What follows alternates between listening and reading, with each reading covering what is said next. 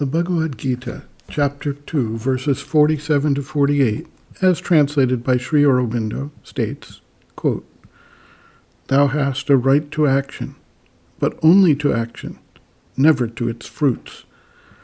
Let not the fruits of thy works be thy motive, neither let there be in thee any attachment to inactivity. Fixed in yoga to thy actions, having abandoned attachment, having become equal in failure and success. For it is equality that is meant by yoga." End quote. For the most part, we act in the world in expectation of some result or benefit accruing to us. This benefit may be something tangible in the form of income, family, or material possessions. Or it may be something not directly tangible, but perceived as a benefit to our ego, or convertible over time into tangible results, such as social power, prestige, fame, gratification of desires, etc. We become transactional in the way we perceive things. If we do something, we want to get something positive back, sooner or later. The transactions can be quite subtle.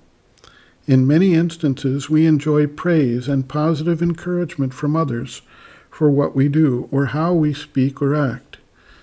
If we are seeking the fruits of our acts, we may tend to respond with a sense of anger, frustration, or hostility if someone gives us back negative fruits or feedback such as direct criticism. We may then discontinue what we were doing in relation to those individuals, since the feedback we received was not encouraging. The ego will try to ensure that it gets credit for what it does. Even anonymous actions can create a positive feedback to the ego for its selflessness. The same type of ego support that we seek for individually also applies to the groups, functions, and collective efforts we undertake. We desire to see the work we are doing recognized and supported. In each of these cases, while we may have larger aspirations, motives, and goals, the ego tries to insert itself and gain benefits, recognition, and support. If we become upset or despondent about a lack of positive recognition, we can be sure that the ego is involved. We train our children to do positive things through a process of reward and punishment generally. We define what is good and what is bad, and assign results that align with these good or bad definitions.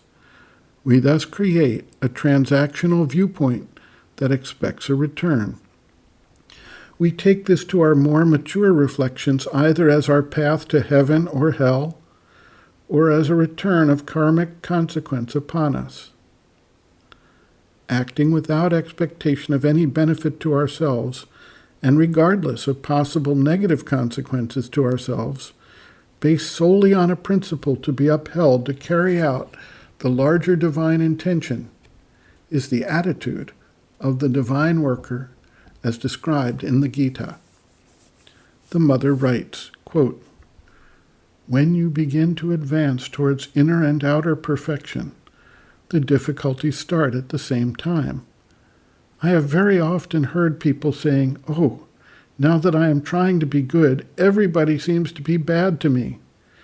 But this is precisely to teach you that one should not be good with an interested motive.